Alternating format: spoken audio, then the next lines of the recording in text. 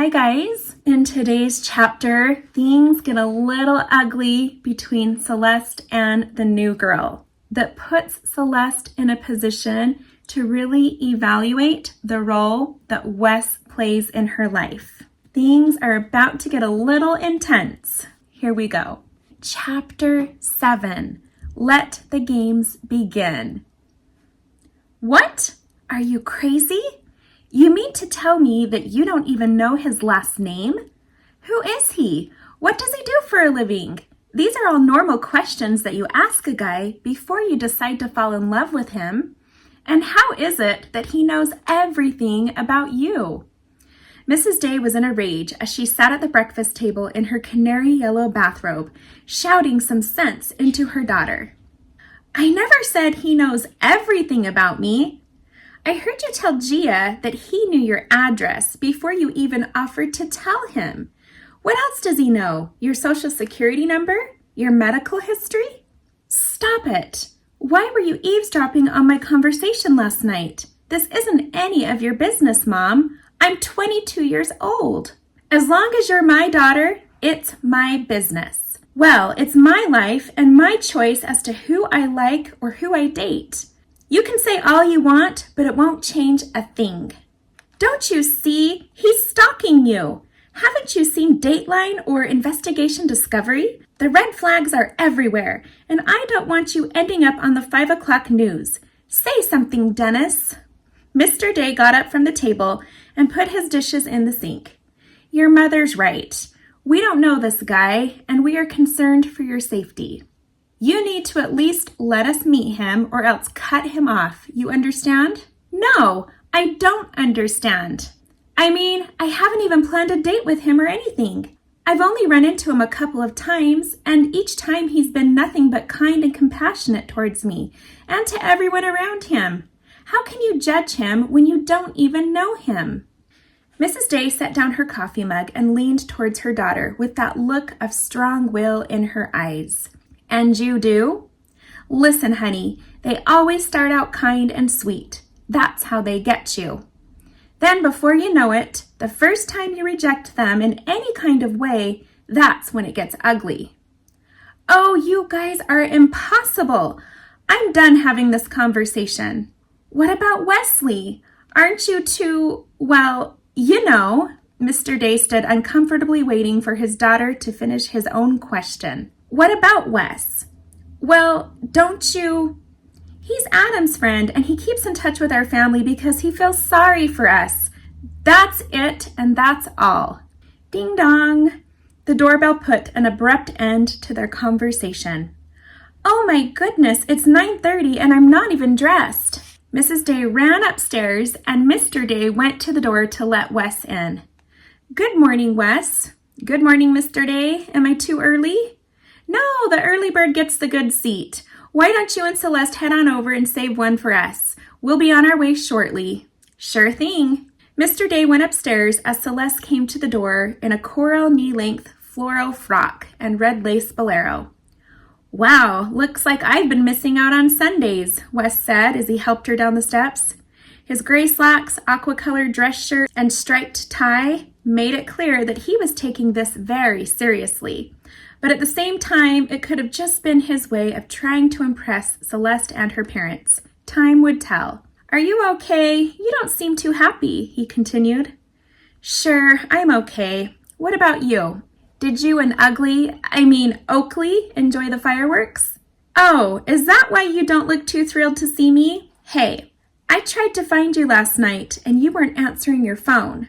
The fireworks started going off, and so the rest of us just found the closest spot and sat down.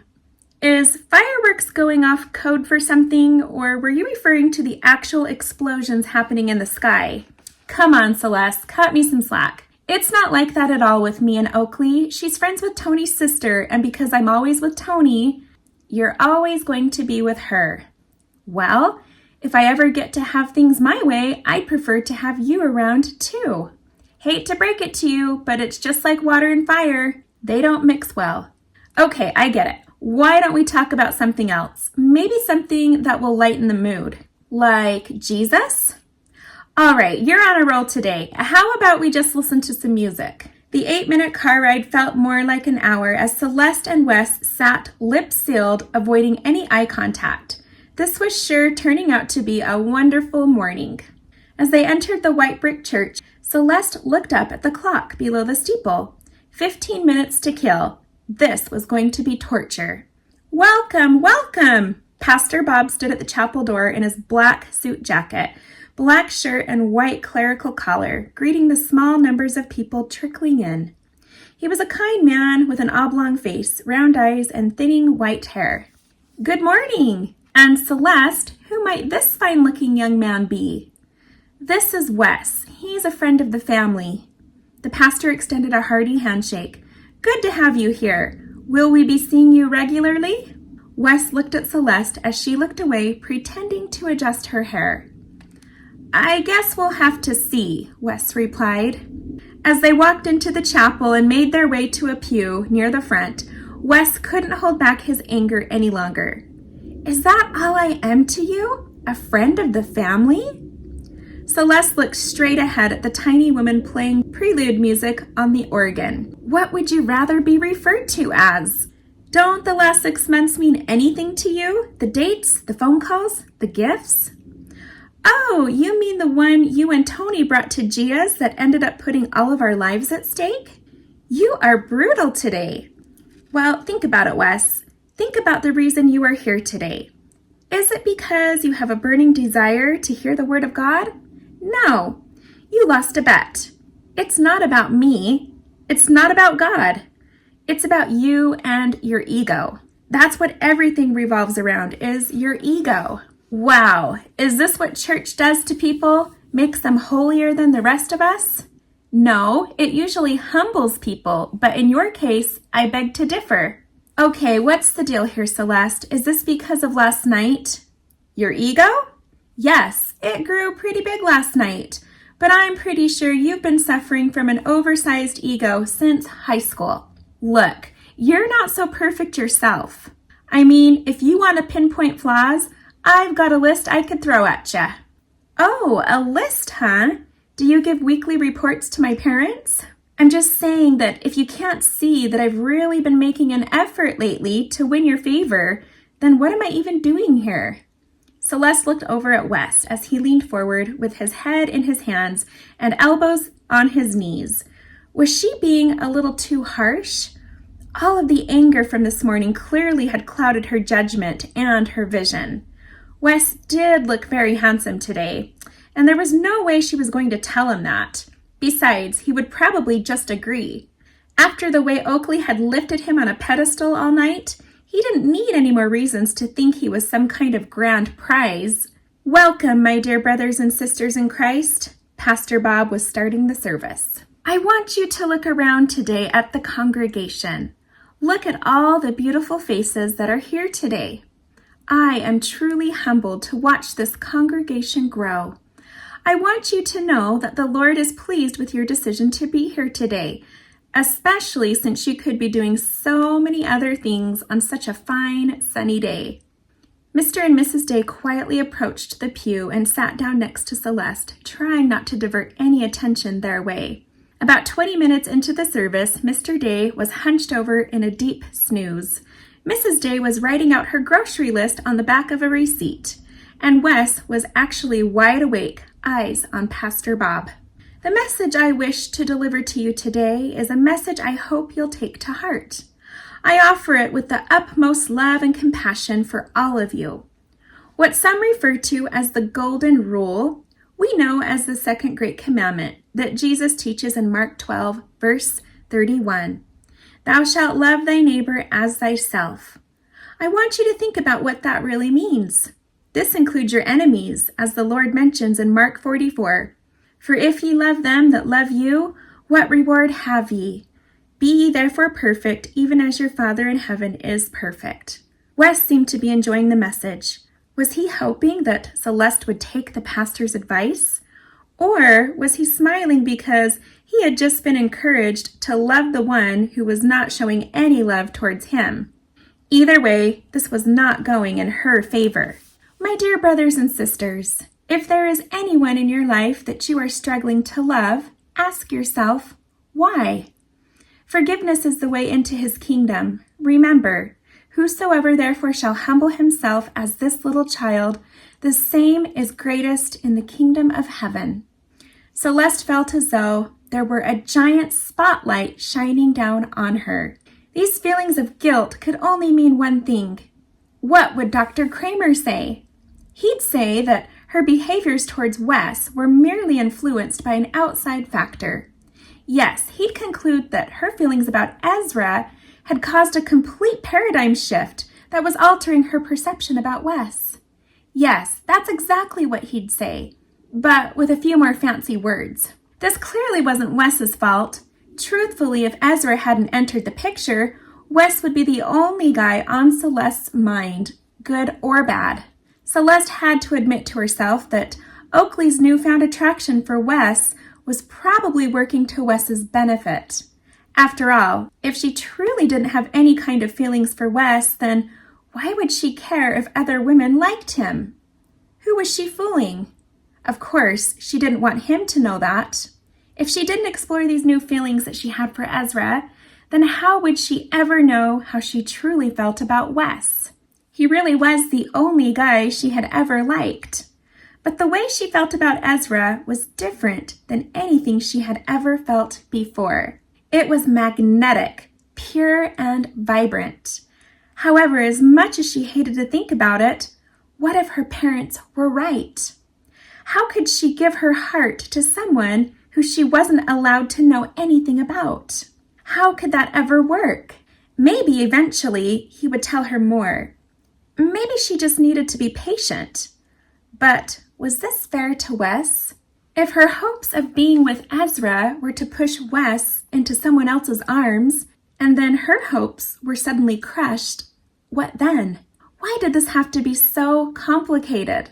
The music began to play and the congregation joined in song.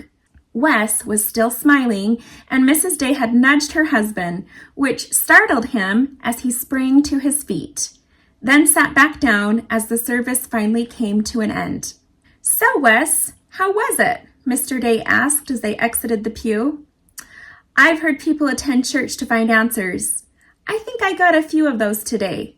How about you, Celeste?" "If anything, I'm more confused," she replied. Not sure how to respond, Wes looked back at Celeste's parents.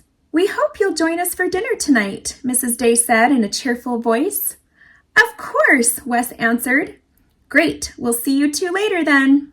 Celeste and Wes turned to exit the building, and Celeste wondered if she could just go home and have some alone time to think. "Hey, do you think you could just drop me off and I'll see you later for dinner?" "Sure. After watching your dad in there, I think a nap sounds pretty good right now." In that moment, Celeste suddenly began to feel weak in the knees. This was feeling oh too familiar. Her heart began to pound as her eye caught sight of a large black shadow standing behind Wes in the church parking lot. The hair on her arm stood up as she froze in place. "I'm suddenly not feeling too hot. Did it just get a little cold out here? Celeste?" Unable to make a sound or move, Celeste stood still and watched the shadow as it hovered around Wes. "Celeste, you okay?" Wes turned around, seeing nothing there. He put his hands on Celeste's shoulders and began to shake her. "Snap out of it, Celeste. What's the matter?" The energy from the shadow was pulling her into its dark and hateful grasp. Feelings of inadequacy, insecurity, depression, and complete terror began to overwhelm her. Her heart began to race and her stomach was tied in knots. Just as she could feel herself ready to fall to the ground, she suddenly felt herself being lifted off the ground. "I'm taking you home, don't worry." Wes picked her up and carried her to the car, placing her in the passenger seat and fastening her seatbelt. The darkness quickly dissipated along with the horror of it all. It was then that the tears began to flow down her face. "Are you okay? Talk to me." What would she say? He wouldn't understand or believe her. This was a battle she was fighting on her own. I just need my bed." Later that day. If you can't handle late nights at your age, then maybe we should get you checked out. Dad, I'm fine. I'm sure it was a combination of the heat yesterday and a late night. Oh no, Dennis. Do you think she's had a heat stroke? Mom, Dad, I said I'll be fine. Now what can I do to help you with dinner? Celeste was determined to kill everyone's suspicions. Though she still was a little shaken, even after a 4-hour nap, she was not going to allow what had happened to her to be the center of the night's discussion. Well, you can set the table. Pastor Bob is coming over for dinner, so be sure to set an extra place for him, Mrs. Day responded. Pastor Bob? What was the occasion?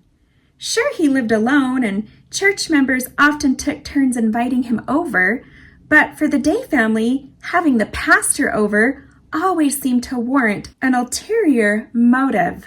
A half-hour later, Wes arrived, and within minutes of his arrival came the pastor. Margaret, what have you made? I hope you didn't outdo yourself just for me, said Pastor Bob as he took a seat at the table. Mrs. Day untied her Paula Deen apron and adjusted the floral bouquet centerpiece. We're glad you could make it, Pastor. I hope you like lobster bisque. There's also a lamb roast that should be done any minute. My goodness! And you even made a Caesar salad! The pastor rubbed his hands together, anxious to dig in. She also made a French silk pie, so save some room, Mr. Day added. Pastor Bob, did you know that Mrs. Day here makes the best Sunday dinners in the county? Wes happily bragged. With cooking like this, the good Lord guarantees a spot in the front of the line when you reach the pearly gates, the pastor assured. Mrs. Day laughed as she went into the kitchen to get the roast. So, Pastor, how goes the ministry? Asked Mr. Day. Well, let's put it this way. I haven't had to cook a Sunday dinner for myself since last October. I must be doing something right. Everyone laughed as Mrs. Day came out carrying the roast. Did I miss something? She asked. Yes, the pastor requested that you say grace on the food, Mr. Day answered, trying to keep a straight face. Of course, but I don't understand why that's so funny. Wes and Celeste smiled at the pastor as Mr. Day extended him a wink. After the pie plates were free of a single crumb or smidge of chocolate, Celeste got up to help her mother clear the table. It had been a long dinner, and Pastor Bob seemed to divert all of his attention now to Wes, with Mr. Day occasionally offering his 2 cents. Celeste. Surprised, Celeste looked over at the pastor, who had stood up and was coming her way. Would it be okay if I had a word with you for just a minute? Mrs. Day glanced over and then quickly looked away, pretending not to notice. Sure. How about in the living room? He followed her into the far end of the living room, where they each took a seat near the fireplace. What's on your mind? That Wesley boy is a fine young man. Do you think he might be interested in attending services next Sunday? Pastor, I hate to be the one to tell you this, but Wes lost a bet, and that's why he came to church today. But yes, he'll be attending next week because part of losing the bet was that he has to attend church with me for the rest of the summer. The pastor's eyes widened with enthusiasm. That's wonderful news. You know, the Lord works in mysterious ways to reach his children. If it needs be through a silly bet, then why not? Pastor, I don't think you understand. You see, Wes prides himself on not having to answer to a higher being. He thinks all this Bible stuff is part of some agenda to enslave the human mind.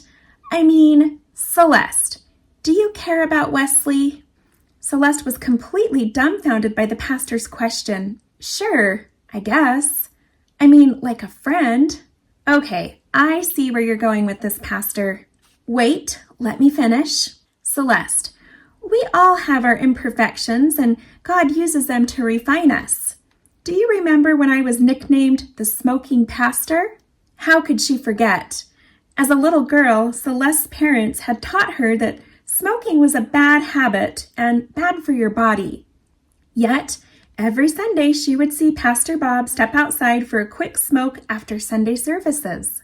It had always bothered her. that someone entrusted to lead God's children would himself be a partaker in something harmful to the body, especially since he taught that the body was a gift from God and we should treat it as so. When she questioned it with her parents, they always brushed it off. For years, Celeste struggled with the double standard and had always believed it to be one of the reasons her faith had been lacking. Well, the pastor continued, between the two of us, I knew it was wrong and I desperately wanted to quit. I couldn't figure out why I struggled with such an addiction that seemed impossible to kick when I was supposed to have God on my side. Then it occurred to me one day that my faith was lacking. If I truly believed in the power of the Lord's atonement, then I should have been able to quit cold turkey and rely on His power to save me. So that's exactly what I did. And it worked. I haven't touched a cigarette in 10 years, and you know what? I wouldn't have traded that experience for anything. I've been able to relate to so many people who have since joined the fold, and I've seen some pretty ordinary pieces of stones come through those chapel doors and leave as beautiful diamonds. You see, Celeste, Wesley may seem like an ordinary stone to you, but I see his potential. I see a diamond. Wow, Pastor! Celeste looked down at the floor, trying to digest the pastor's words. Now, I came tonight to ask you for your assistance. Would you be willing to help me work with Wesley? Just plant little seeds of testimony here and there and be a good friend? Pastor, I don't know if I'm the best person to be bringing Wes into the light. Why do you say that? Oh dear, what had she done now? Well, if anyone could help her with what she was dealing with, whom better than Pastor Bob? This is a can of worms that you might not want to crack open. Try me. Well, for as long as I can remember, I've always been a little different from everyone else. Aren't we all? I mean, extremely different.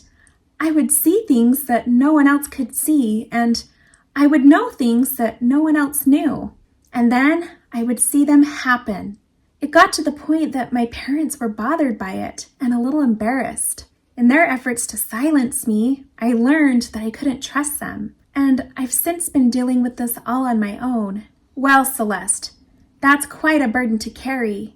What kind of things are we talking about here? I see really awful tragedies just seconds before they happen, like car accidents and injuries. I'm never able to do anything about it or warn anyone, so I think that's why my parents never saw the point. In me talking about it. And then there's this dark energy that follows me around. It's not always there, but I usually sense it coming, just moments before I see and feel it. And lately, I've been seeing it more often. To be honest with you, Pastor, I'm afraid for my life. Pastor Bob could see the look of fear in Celeste's eyes as she shared her secret. It was moments like these that every minister yearned for, a dire and willful plea for help. Celeste, with what you have shared with me, I am really concerned for you, but you needn't be afraid, and let me explain why. Did you ever consider that the visions you see might be direct communication from the Holy Spirit? Well, my grandma tells me it's a gift from God. I just don't understand how or why. In 1 Corinthians 12, Paul describes this in detail. Pastor, I don't mean any offense, but please spare me the scripture. I just need it put in layman's terms, if you don't mind. None taken. What I'm getting at here is that the Holy Spirit is the giver of many great gifts. He has a will and a ministry. His mission is to bear witness of Jesus Christ. Did it ever cross your mind that your gift just might be to assist in His will? Through your gift, you just might be able to bring others to the Lord. I don't get it though. How? Time will tell. That's not something that I can answer for you, but ask and it will be given to you. Seek and you will find. If you want him to, the Lord will guide you toward your mission. Now, as for the dark energy, that's a bit concerning. However, it does tell me that your gift and your mission must be pretty important. If not, why would the adversary be trying so hard to cause you to doubt yourself and create fear? You clearly have a special purpose, and God has an important work for you to do. I don't believe that Satan has the power to harm you unless you give him permission to do so. Christ's power trumps that of the devil, and as long as you believe in him and call upon his name, you will always be protected. Easy for him to say. He was a pastor. Celeste struggled to believe, and if she lacked the faith, did she also lack protection? Then there was reason to fear, wasn't there? The night in the trailer still haunted her. What on earth had she invited in? And a special mission?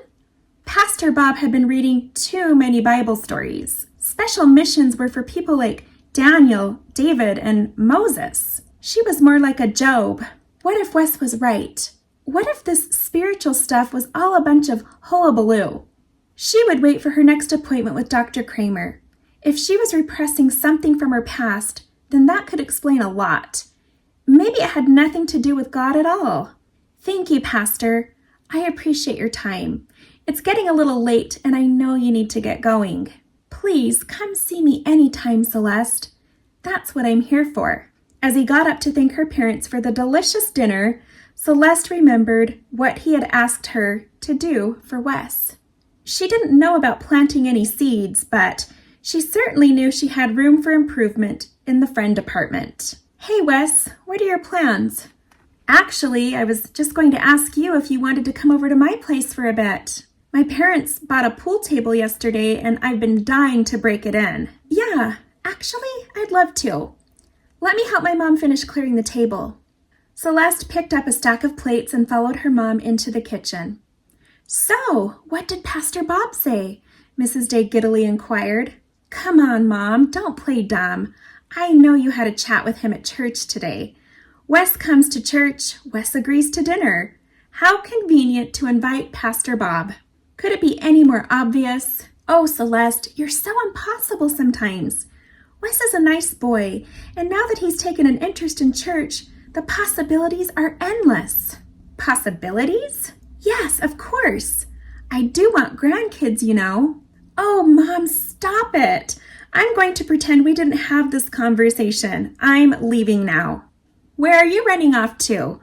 Asked Mr. Day as he came into the kitchen with what remained of the pie in one hand and a spoon in the other. I'm going to play pool with Wes. Sounds like fun. You know, you ought to spend more time at his house and get to know his parents a little better. Dad, not you too. Celeste hurried out the front door where Wes was waiting in his car. Couldn't she just be his friend right now? Pastor Bob never said anything about being a girlfriend. Maybe he was in on something with her parents. That Pastor Bob is a nice guy, said Wes as he backed the car out of the driveway. Funny, he said the same thing about you, Celeste replied. So that's what you guys were talking about, huh? No, I mean, he just said you were nice, that's all. That's why he pulled you aside to tell you that I was nice? No, it was more than just that. He gave me some advice, but I'd rather not talk about it. Well, what would you like to talk about then? How about the fact that I've never played pool before? You haven't? Are you serious? Well, then you're in luck because you happen to be sitting next to Pleasant Oak's champion. A champion, huh? Undefeated champ 3 years in a row at Duke's Pizza Parlor. Yep, that's right. Wow, I'm humbled to be in your presence, Celeste joked. I'd be happy to show you some moves, as long as you don't share them with anyone else. Mum's the word, Celeste replied. Wait, when you say moves, you're referring to the game of pool, right? Wes smiled at her and winked. Later that night. Wow, you're not bad at this at all, Wes joked after winning the first 2 rounds. Third time will be the charm, Celeste replied. According to Celeste, the game of billiards was clearly about more than just shooting balls into pockets. There were those awkward shots that required the body to form some interesting angles, quite enticing to the opposite sex. As for the beginner, it required hands-on demonstration and training from a knowledgeable expert. This meant physical contact from behind on more than one occasion. Yes, whoever invented the game of billiards definitely had an ulterior motive. As Wes began to set up the rack, Celeste's internal strategizing was interrupted by the voice of an unexpected visitor. "Hey, strangers, and what's going on down in here?" Celeste looked up, and to her dismay, the mood shifted. What in the world was Oakley doing at Wes's house? "Hey, Oakley, we're just getting ready for round 3. Is anyone else coming?" So Wes had invited her? Why didn't he say anything? Celeste would much rather have opted to stay home if she hadn't been misled. "No, I tried calling you earlier, but your phone was turned off. Where have you been?" "He was with me at church," Celeste chimed in. "Church?" Oakley burst into laughter as she set her iced latte onto the granite countertop and pulled herself up onto the leather bar stool. In her tight black t-shirt and short shorts, she seemed to be asking for trouble. How cute, and yet how boring. If I'd have known, I would have called you earlier to let you know that Danny got a job at the new cinema downtown, and part of the job perks are free movie premieres for friends and family on Sunday mornings. You missed out this morning. "Oh yeah?" Wes responded as he began to chalk his pool cue. "Don't worry though, she gets a limit of 5 guests, and I talked her into including you." "Well, thanks. That sounds like fun. Who else is on the list?" "Tony and my parents. We're going to meet for breakfast each week right before the movie starts." "So, are you in?" Celeste could not believe what she was hearing. The audacity of this girl was absolutely unreal. 2 could play at this game, and Celeste was not going to lose. "Wes and I already have Sunday mornings booked for the rest of the summer." "Oh, and you're welcome to come with anytime, being that it's free and there is no guest list or limit to who we can invite." Oakley looked a bit surprised, but Celeste smiled as she knew how this would end. Her open invitation to Oakley would most likely be refused, and Celeste would come out looking like the victor. "What exactly is it that you guys have going on?" "Church starts at 10, not a minute later," Celeste replied, smiling as she leaned over the pool table to break the balls. "Stripes!" she hollered as 2 balls shot into the corner pocket. "Church? You think I would pass up free movie premieres to spend my time in a boring church? No, thank you. That stuff is not for me at all." "Well, you see," Wes responded as he leaned over for his shot, "I lost a bet a while back, so I kind of don't have a choice." Did he really just make an excuse? Celeste could not believe her ears. He was acting as if he were embarrassed or being forced to do this. "So, is church and God not your thing either?" Oakley asked with a smidge of delight creeping into her eyes. "Look, Wes, no one is holding you to your word. It was Tony's idea and you agreed. I could care less if you fulfill your end or not. If you'd rather go to free premieres with Oakley, go right on ahead. I'm not stopping you." Celeste leaned over and in her anger shot 4 balls in. "Wait a minute here. I never said I'd rather go with Oakley. When I make a bet and I lose, I suck it up like a man. No, church isn't my thing and Tony knows that. But if I back out now, then what will that do for my betting reputation?" Wes went in for his next shot and missed. "It's perfectly fine. Danny has a few people on standby who will be more than happy to take your place. Just promise me something, Wes. Don't let them brainwash you. You're a smart, good-looking guy. And the last thing you need is religion cramping your style." "Since when do you have a say in what Wes needs?" Celeste retorted. "Excuse me, ladies. I don't play very well when I'm thirsty. I'm going to go grab some drinks from upstairs while you two work this out." Wes took off up those stairs like a cotton ball in a tornado. Celeste was fuming inside at the thought of being left alone with this conniving and conspiring future homewrecker. As she tried to control her thoughts and emotions out of respect for being in someone else's home, she was blindsided when she turned to see Oakley inches away from her face. Let's get one thing straight here. I know that Wes has his eyes set on you, and only you. It's obvious that he likes you more than you probably like him. Even I can see that. I also know that the two of you are not an item, so my pursuit of Wes is completely fair game. If you're not going to act on a good thing when you see it, then you just better move out of the way. Was this a threat? Look, I don't know who you are just to waltz into our lives a day ago and act like you run the place, but let me just tell you that my relationship with Wes is no business of yours. Allow me to clarify. You see, I have a bone to pick with girls like you, leading guys on, playing them for fools just to satisfy your own insecurities. You don't want him, but you can't handle him wanting someone else. Am I right? Wes is head over heels for you, and clearly he'll even pretend to show some interest in religion if that's what it takes to be with you.